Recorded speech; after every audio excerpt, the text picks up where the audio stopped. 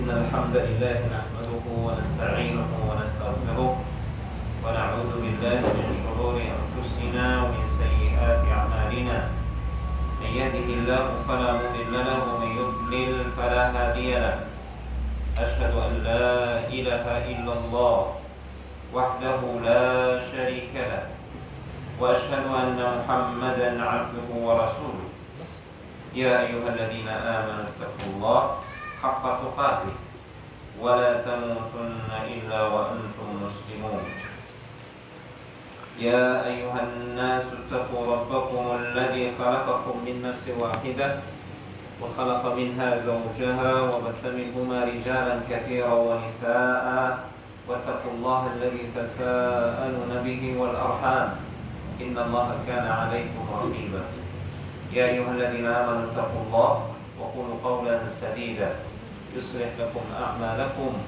ويغفر لكم ذنوبكم ومن يطع الله ورسوله فقد فاز فوزا عظيما. فإن أصدق الحديث كتاب الله وخير الهدي هدي محمد صلى الله عليه وسلم وشر الأمور محدثاتها وكل محدثة بدعة وكل بدعة ضلالة وكل ضلالة في النار. Ikhwat al-iman, a'azzani Allah wa iyyakum jami'an. Kita bersyukur kepada Allah, kita memuji Allah.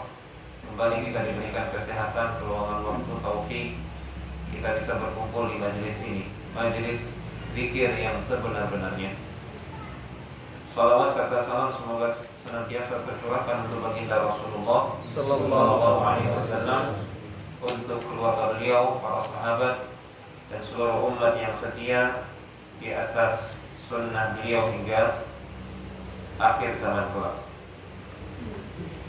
Ikhwatal iman, a'azzani Allah wa iyyakum jami'an. Allah tabaraka wa ta'ala berfirman tentang orang-orang Yahudi di dalam surat Al-Baqarah ayat yang ke-78. Insyaallah mudah-mudahan kita akan sampai di ayat ini.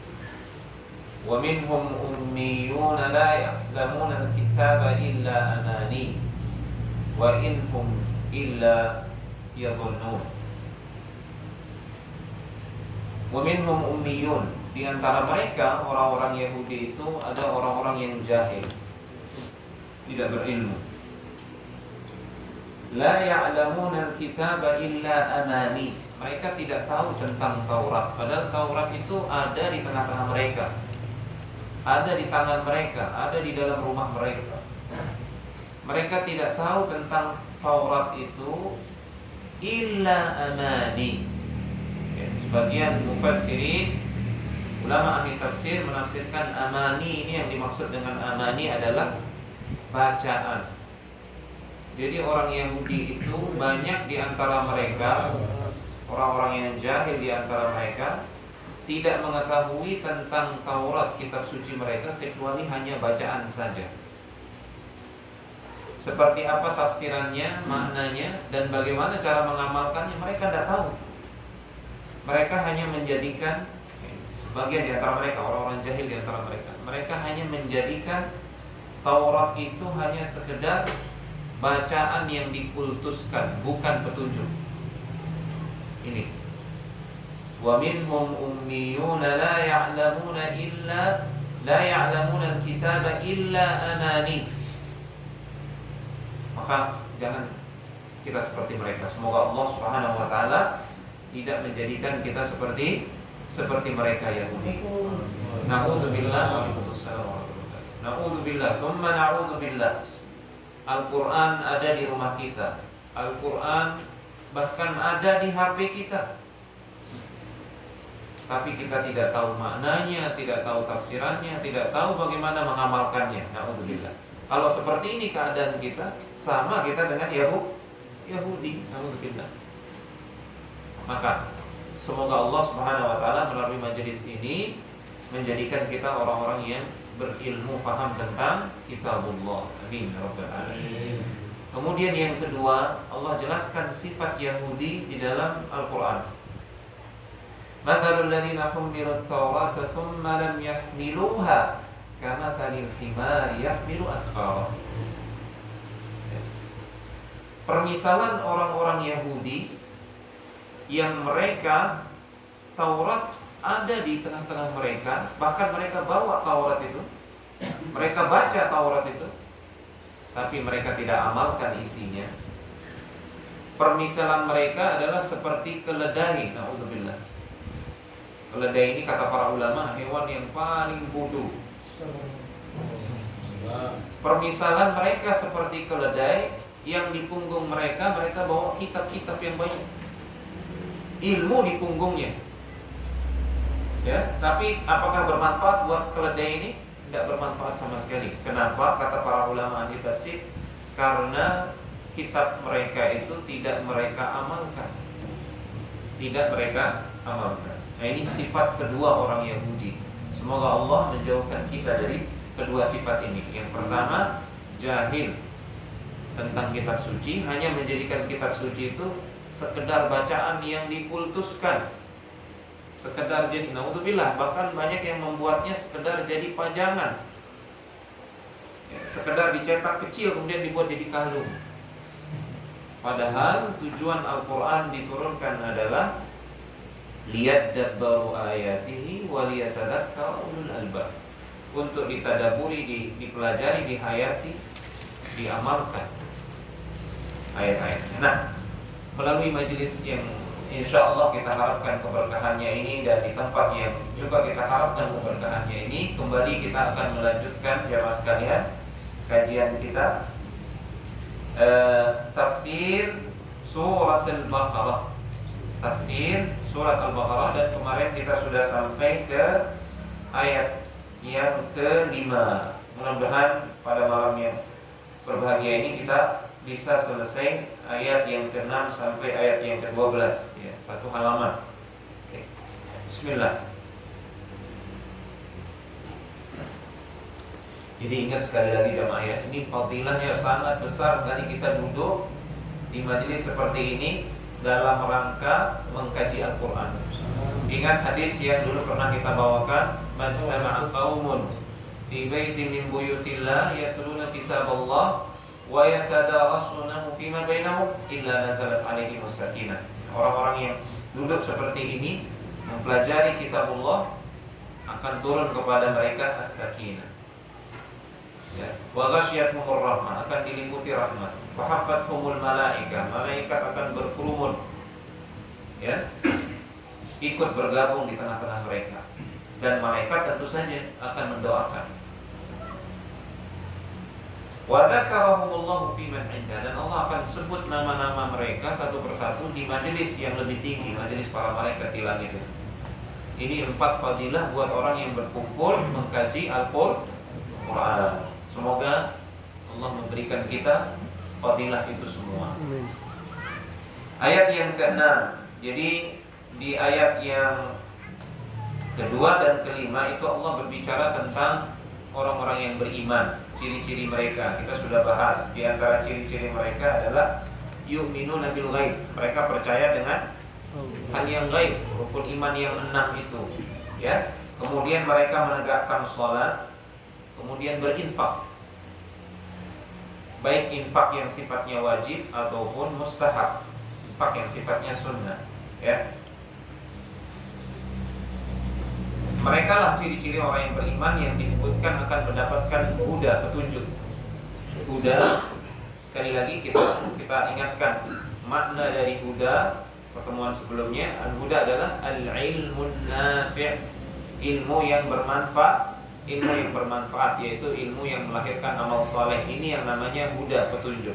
Nah, sekarang Allah berbicara tentang ciri kelompok yang kedua, yaitu al-kuffar, orang-orang kafir. Allah berfirman, innal ladzina kafaru sawa'un 'alaihim a anzartahum am lam tunzirhum la yu'minun. Ini Allah berbicara tentang orang kafir yang dikunci mati hatinya. Ya, orang kafir itu ada 2. Ada orang kafir yang sudah dikunci mati hatinya, ini sudah tidak mungkin lagi dapat hidayah. Na'udzubillah. Dan ada orang kafir yang masih mungkin dia bisa menerima hidayah. Dan ini yang kita lihat, orang-orang kafir yang masuk Islam ini, ya, Mereka adalah tipe orang kafir yang kedua. Yang disebutkan di ayat yang ke-6 dan seterusnya adalah tipe orang kafir yang pertama, yang sudah tidak mungkin lagi menerima hidayah. Nah, kita perlu tahu ciri-ciri mereka itu seperti apa. Jangan kita seperti mereka. Ya, karena bisa jadi Allah nanti kunci juga hati kita. Na'udzubillah, tidak bisa lagi menerima hidayah. Di sini dikatakan orang kafir engkau berikan mereka peringatan, tidak engkau berikan peringatan, engkau takut-takuti mereka dengan neraka, engkau tidak takut-takuti mereka, sama saja mereka tidak akan beriman. Ini kata Allah. Siapa mereka orang kafir yang seperti apa? Dalam tafsirnya disebutkan innal ladzina jahadu ma unzila ilaik. Orang kafir yang menentang apa yang diturunkan kepada engkau wahai Muhammad SAW, istikbaran wa tughyanan. Dia punya dua sifat, sombong kemudian melampaui batas. Lan yaqa'a minhumul iman, mustahil mereka akan bisa beriman. Sawa'un akhawwaftahum wa haddartahum ayyuhar rasul, sama saja engkau takut-takuti dia dengan neraka, dengan siksa Allah, atau engkau tidak takut-takuti, sama saja mereka tidak akan beriman.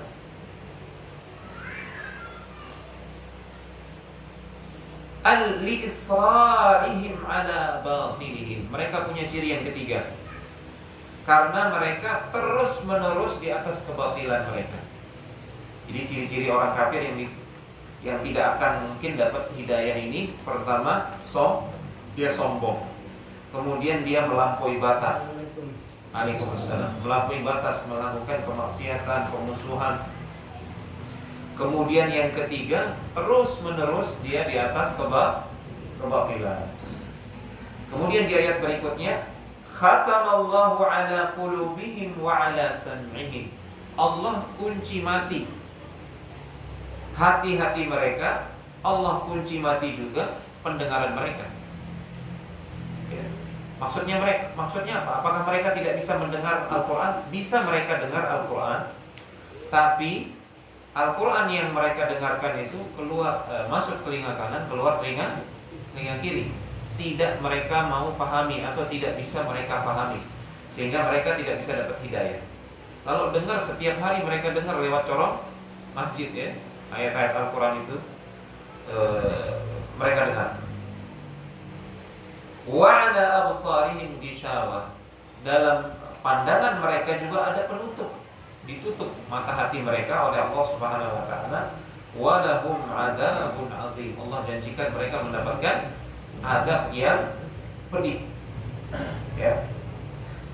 Taba Allahu 'ala qulubi haula'i wa 'ala sam'ihim wa ja'ala 'ala absarihim ghita'an bisababi kufrihim. Kenapa Allah kunci, Allah tutup pendengaran dan mata hati mereka? Bisababi kufrihim wa 'inadihim, karena sebab kekufuran mereka dan penentangan mereka. Ini yang perlu dicatat. Min ba'di ma tabayyana lahumul haqq, setelah jelas kebenaran bagi mereka. Nah, ini bahaya. Di sini juga letak kita bisa tersesat walaupun kita beriman. Petunjuk huda itu bisa dicabut lagi oleh Allah. Kapan itu terjadi? Kalau kita sudah tahu ini kebenaran, ini qala Allah, qala Rasul, kemudian kita tentang. Ini bahaya jamaah sekalian. Ini yang menyebabkan dicabutnya hidayah. Na'udzubillah. Ketika datang hadis Rasulullah SAW, "Qul sami'na wa ata'na." Katakan kami mendengar, kami taat. Walaupun misalkan kita belum mampu mengamalkannya, ya kita istighfar. Tapi jangan pernah sekali-kali menentang. Ini penyebab hidayah itu dicabut. Na'udzubillah. Falam yuwaffiqhum lil huda. Akibat mereka menentang padahal mereka sudah tahu ini benar, Allah tidak memberikan mereka taufik untuk mendapatkan huda. Huda apa maknanya? Al-ilmun nafi', ilmu yang bermanfaat. Ilmu yang bermanfaat adalah ilmu yang melahirkan amal saleh. Jadi perlu kita introspeksi diri kita jemaah sekalian. Kalau kita sudah tahu ilmunya, tahu hukumnya, tahu anjurannya, tahu sunnahnya, terus masih berat kita mengamalkannya, ya. Nah, jangan-jangan Allah belum memberikan kita taufik. Ini bukan ilmu yang bermanfaat.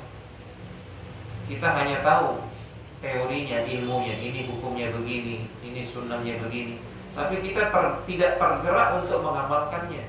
Berarti kita belum dapat taufik dari Allah Subhanahu wa taala. Belum juga ini dikatakan sebagai al-huda, petunjuk. Ya, karena yang namanya kalau kita sudah dapat huda, kita dapat ilmunya, tergerak juga untuk mengamalkan. Baik.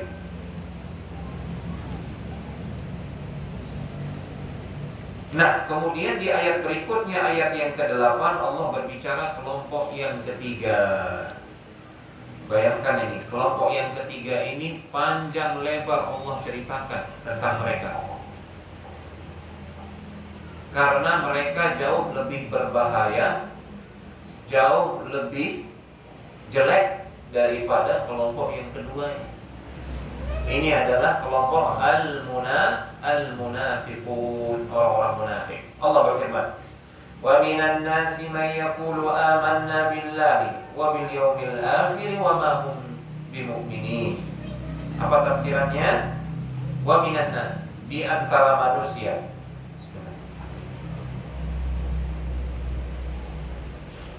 Fariqun yataraddadu mutahayyiran bainal mu'minina wal kafirin.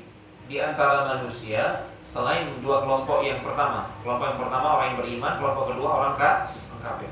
Nah, di antara mereka ini ada jenis kelompok yang ketiga. Mereka ini disebutkan di sini fariqun yataraddadu, satu kelompok yang ragu-ragu, bingung. Bainal mu'minin, bainal kafirin atau bainal mu'minin wal kafirin. Apakah mereka mau beriman atau jadi orang kafir? Mereka ragu-ragu. Ini kelompok orang yang ragu-ragu. Wahum al-munafiqun, mereka lah orang-orang munafik. Jadi salah satu ciri orang munafik sebelum dia jadi orang munafik, ya, awalnya dia itu adalah orang yang ragu-ragu. Orang yang ragu-ragu. Dia memperturutkan keraguannya sehingga jadilah akhirnya dia orang munafik. Di sini dikatakan alladzina yaquluna bi alsinatihim, di antara ciri mereka juga adalah mereka berucap dengan lisan mereka, saddaqna billahi wa bil yaumil akhir. Kami percaya kepada Allah, kami percaya kepada hari akhir. Jemaah sekalian yang dimuliakan Allah, kaum musyrikin yang dihadapi Nabi di zaman beliau itu adalah kaum musyrikin yang tidak percaya kepada hari kebangkitan. Ya, kalau kepada Allah orang musyrikin percaya. Ya. Orang musyrikin percaya Allah yang menciptakan, memberikan rezeki, orang musyrikin percaya. Tapi mereka tidak mau mengikhlaskan ibadah kepada Allah. Dan salah satu bentuk kekufuran mereka adalah mereka tidak percaya hari akhirat, tidak percaya hari kebangkitan. Nah, di sini orang munafikin mengatakan, "Oh, kalau kami percaya kepada Allah, percaya hari akhir." Kemudian, wahum fi batinihim kadhibuna lam yu'minu. Padahal di hati mereka Allah tahu mereka tidak beriman. Tidak beriman kepada Allah, tidak juga beriman kepada hari akhir.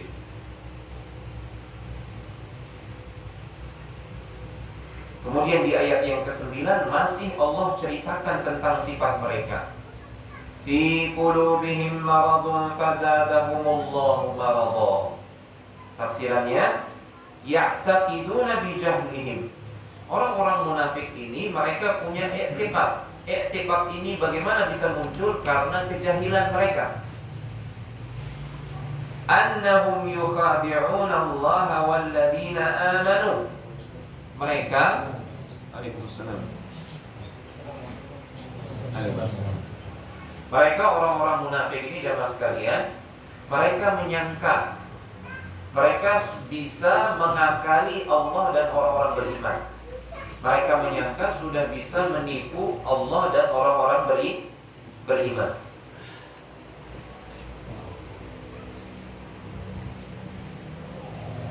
Menipunya bagaimana?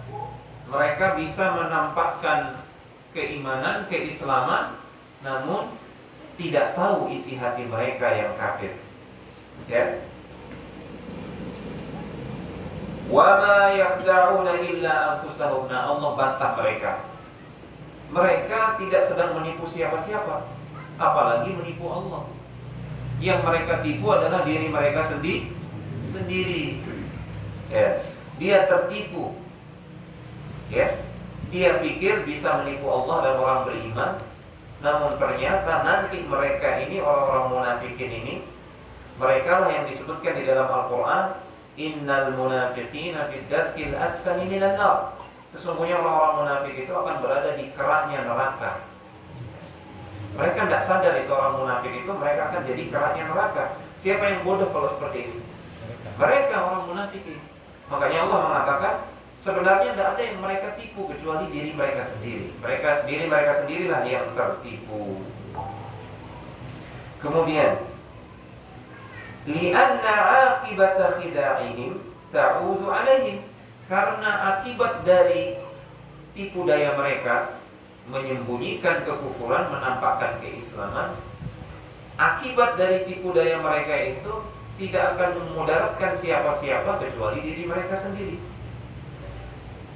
Wa min farti jahlihim la yuhissuna bidzalik. Ini hakikat kejahilan, kebodohan. Kalau ditanya apa sih maknanya jahil bodoh, hakikat jahil bodoh itu apa jamaah sekalian? Ini dia.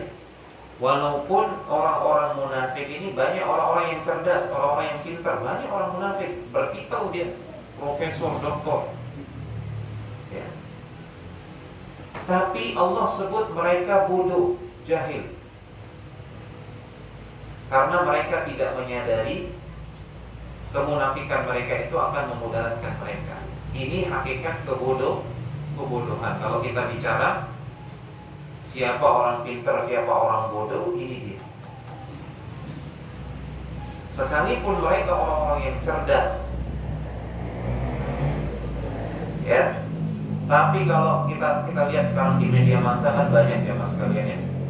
Mereka mengaku muslim, namanya muslim, tapi menghina syariat, jilbab dihina, wanita berjilbab dihina, hukum Allah pembagian warisan dianggap tidak adil, dikritik, Al-Quran dikritik, tapi mereka mengaku muslim.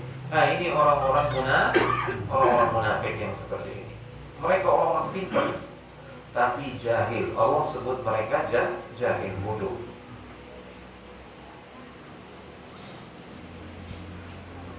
Kemudian wa min farti jahlihim la yuhissuna bidzalik. Saking jahilnya mereka sampai-sampai tidak merasa bahwasanya mereka akan celaka.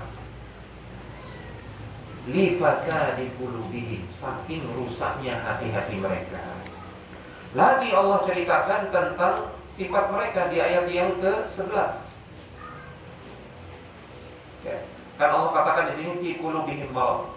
Di hati mereka itu ada penyakit. Fi qulubihim maradun fazadahumullahu marada wa lahum 'adzabun alimun bima kanu yakdzibun. Allah sebutkan di dalam ayat ini fi qulubihim syakkun. Di dalam hati mereka ada penyakit. Penyakit apa yang dimaksud? Syakkun. Ini tafsirannya adalah syakkun, ragu-ragu, tidak yakin. Nah ini bahaya. Kalau kita tidak yakin dengan la ilaha illallah, tidak yakin dengan rukun iman yang 6 itu, berarti ada sifat munafikin ada pada diri kita. Ada sifat munafikin pada diri kita. Kalau kita masih ragu dengan Al-Quran, na'udzubillah. Jadi penyakit yang disebutkan di sini di dalam hati-hati mereka itu adalah asyakku, keraguan, wa fasadun fabtulu bil ma'asi al mujibati li'uqubatihim. Nah, ini bahaya jemaah sekalian. Satu dosa akan melahirkan dosa yang lain. Orang munafik ini awalnya itu gara-gara dia ragu di dalam hatinya, benar atau tidak Muhammad ini dia seorang nabi. Setelah dia mendengarkan Al-Quran, mereka paham, tidak bisa lagi membantah. Tapi karena ada hasad di dalam hatinya, ya, karena keraguan mereka itu, akhirnya Allah hukum di mereka itu dengan dosa berikutnya. Fabtulu, kata mufassir di sini, mereka diuji, orang-orang munafik itu gara-gara keraguan yang ada di dalam hati mereka. Mereka diuji dengan kemaksiatan, ya, diuji dia mau meninggalkan kemaksiatan ini atau tidak. Ternyata mereka melakukannya.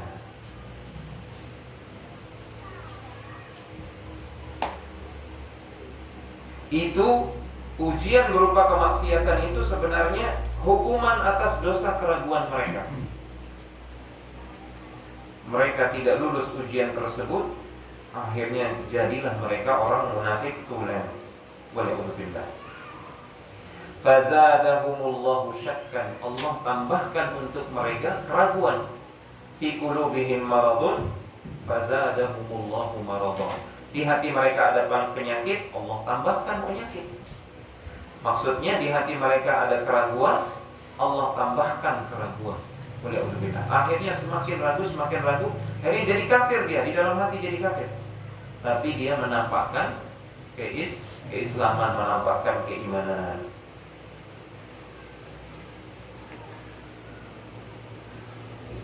Walahum 'uqubatun muji'atun, dan bagi mereka kelak adab yang pedih bisababi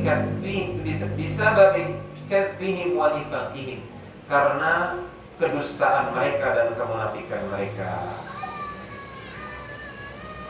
Di ayat yang ke-11 masih Allah jelaskan sifat mereka. Lihat, banyak sekali Allah jelaskan sifat mereka orang munafikin ini kepada kita, menunjukkan mereka sangat berbahaya. Makanya Allah kasih kita penjelasan yang sangat banyak.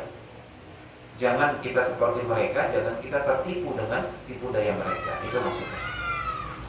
Di ayat yang ke-11, wa idza qila lahum la tufsidu fil ardi qalu innama nahnu muslihun.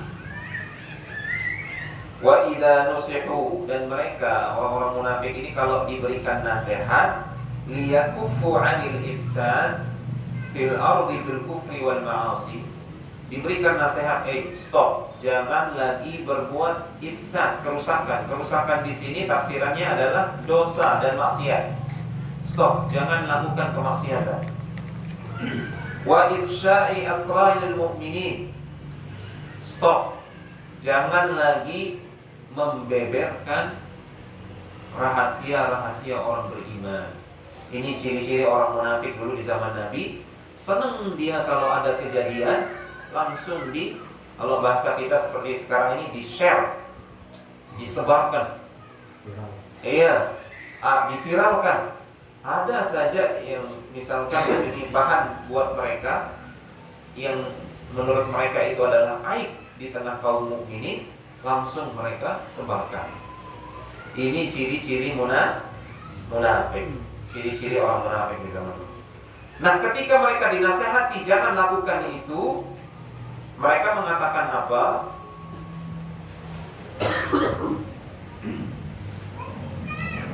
Innama ahlul islam. Oh, justru kami melakukan ini untuk melakukan perbaikan, nasihat. Dan banyak seperti itu ya.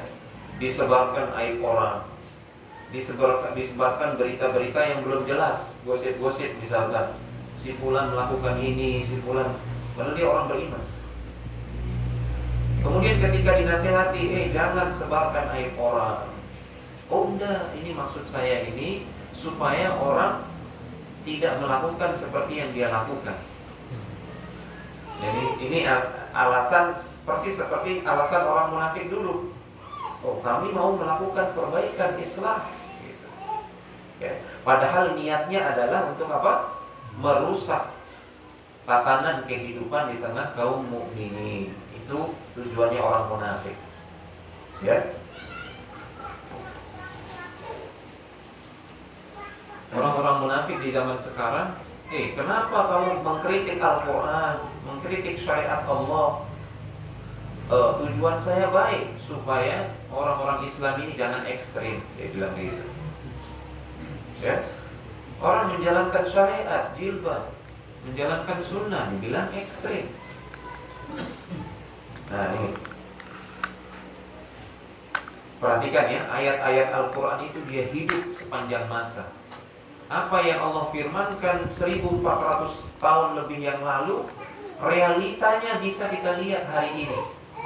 Ini kata para ulama termasuk mukjizat Al-Quran. Dia hidup sepanjang masa Al-Quran itu. Baik. Kemudian di ayat yang ke-12, ala innahum humul mufsiduna walakin la yash'urun. Allah bantah mereka. Mereka kan beralasan, kami mau mengupayakan perbaikan. Tidak, mereka tidak melakukan perbaikan. Yang mereka lakukan justru merusak, kerusakan yang mereka timbulkan.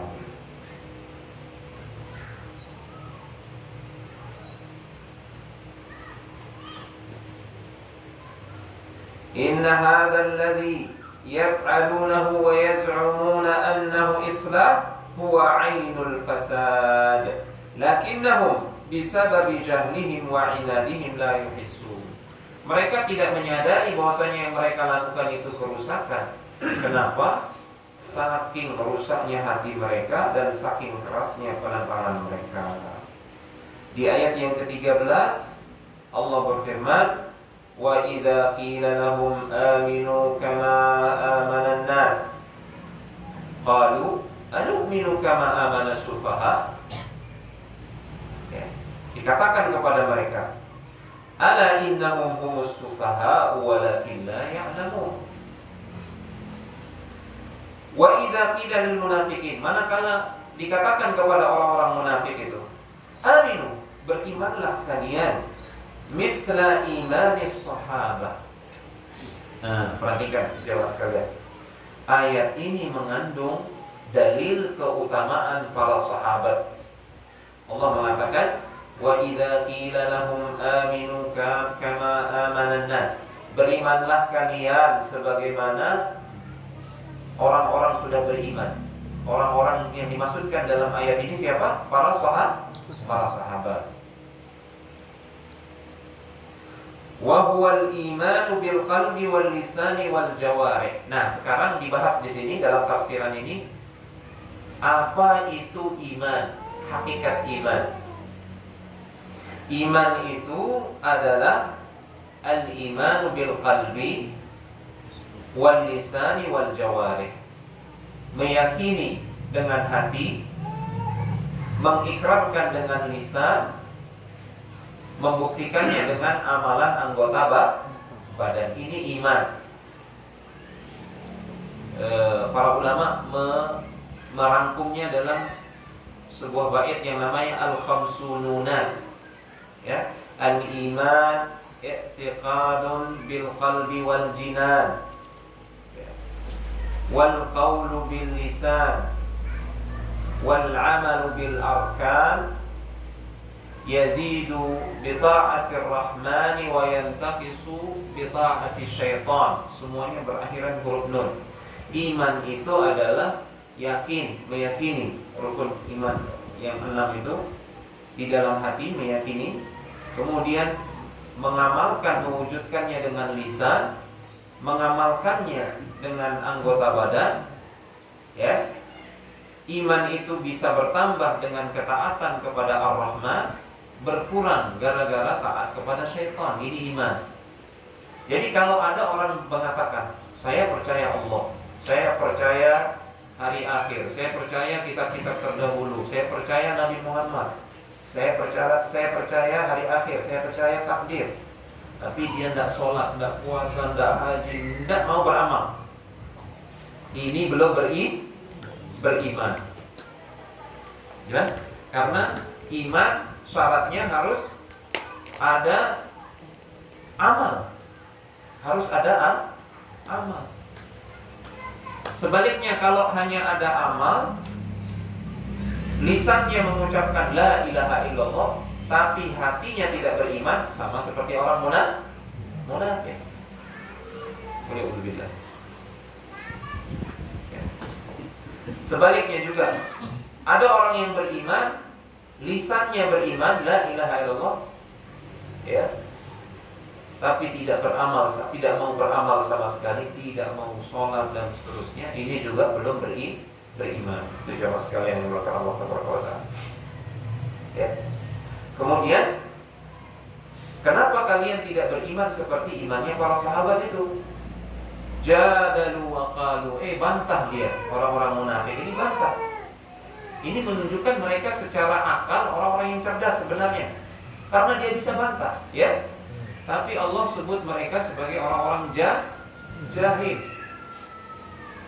Orang-orang jahil. Jadi kecerdasan itu belum